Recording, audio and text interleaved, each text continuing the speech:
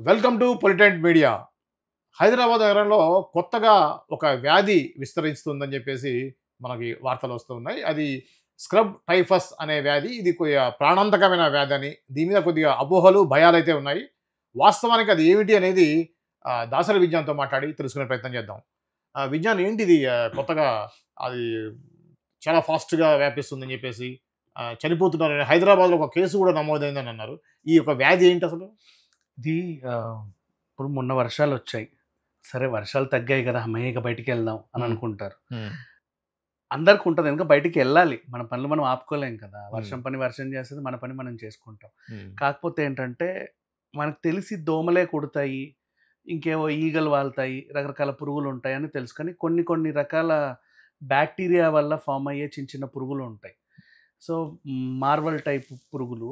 దీనివల్ల ఏంటంటే, అది కుట్టిందనుకో మొత్తం ఫస్ట్ జ్వరం, తర్వాత దగ్గు, జలుబు ఈ కామన్ ఏమో వర్షం తడిచాడులే అంతవరకు కాదు.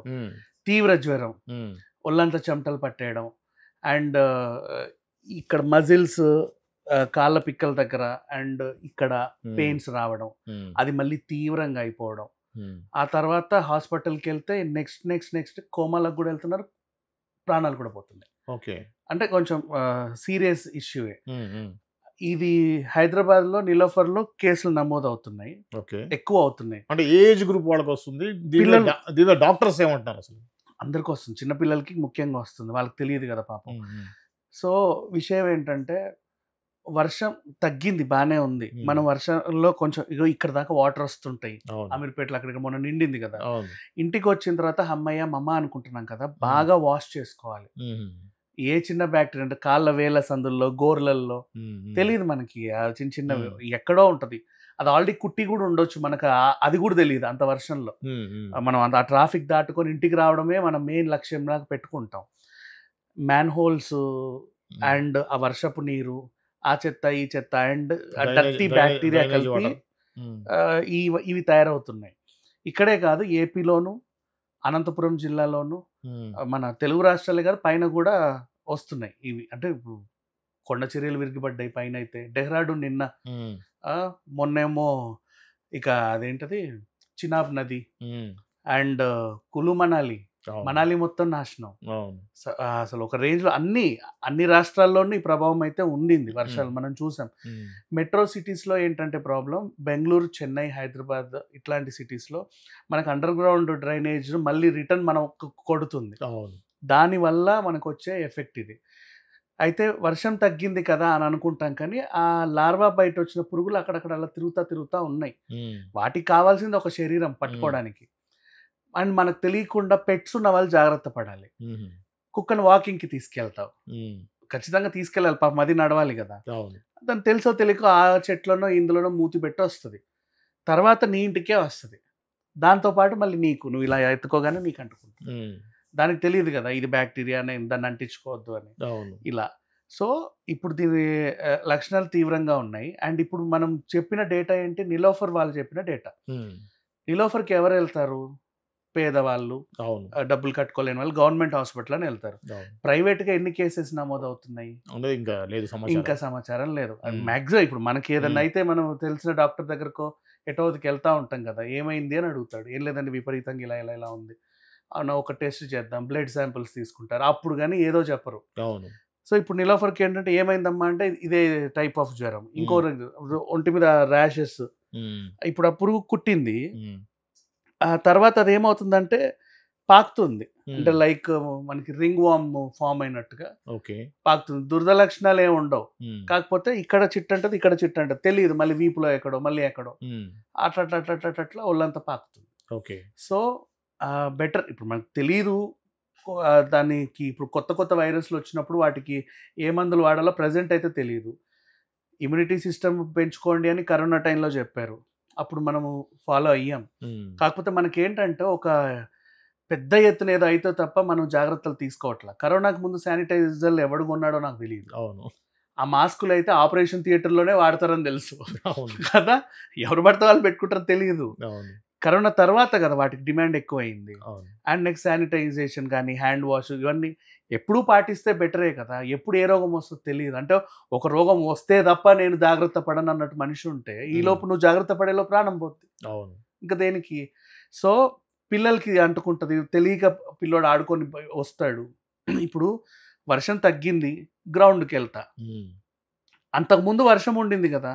ఆ గ్రౌండ్‌లో ఏ బ్యాక్టీరియా ఉందో నీకు తెలీదు. హ్మ్. సో, జీహెచ్ఎంసీ వాళ్ళు ఏం చేయాలి అంటే ఎప్పుడైనా సరే, ఇన్ కేస్ వాళ్ళకి తెలిస్తే ఒక్కసారి వర్షము ప్రభావం అంతా తగ్గింది, మళ్ళీ పొడిబారింది, ఎండొచ్చింది అంటే ఒక్కసారి సిటీ అంతా శానిటైజేషన్ చేయాలి. హ్మ్. దానివల్ల కొంచెం అంటే అదేంటిది ఇప్పుడు పేదవాళ్ళు నిలోఫర్ హాస్పిటల్‌కి, గాంధీ హాస్పిటల్‌కి ఎళ్ళే వాళ్ళు ఉంటారు కదా! వాళ్ళకి మేలు చేసినట్టు ఉంటది. చాలామంది గుడిసెలు రోడ్డు మీదే ఉంటాయి. అవును. అండ్ అమీర్‌పేటలో కూడా మొన్న ఇళ్లలోకి వాటర్ వచ్చాయి. ఇంట్లోంచి వాటర్ వెళ్ళిపోయింది. బ్యాక్టీరియా పోలేదు కదా! అవును. ఇల్లంతా శానిటైజేషన్ చేసుకోవాలి. హ్మ్. మనకది తెలీదు యాక్చువల్‌గా. అంటే అంత ఎడ్యుకేట్ చేసేవాళ్ళు లేరు. పాపం వాళ్ళకి తెలీదు. హ్మ్. నీళ్లు పోయాయా, కడిగేసుకున్నామా, హమ్మయ్య అనుకుంటారు. హ్మ్. సో, వాటెవర్ మన జాగ్రత్తల్లోనే మనం ఉండాల. మనకేదన్నా తీవ్రంగా వచ్చింది, అందరూ వాడితే తప్ప నేను వాడను, హ్మ్. అందరూ పెట్టుకుంటే తప్ప నేను పెట్టుకోను మాస్కు అనే రేంజ్‌లో మనం ఉన్నాం. మన జాగ్రత్తలే మనం తీసుకోవాలి. పిల్లలున్నా, పెట్స్ ఉన్నా, హ్మ్. మనం గూడా బయటికెళ్ళి లోపలికొచ్చినా సరే, ఒకటికి 4 సార్లు కాళ్ళు కడుక్కోండి. మనకు చిన్నప్పుడు చెప్పేవాళ్ళండి. ఒకటికి అవును. 4 సార్లు కాళ్ళు కడుక్కొని యాహ్! లోపల రా. అవును.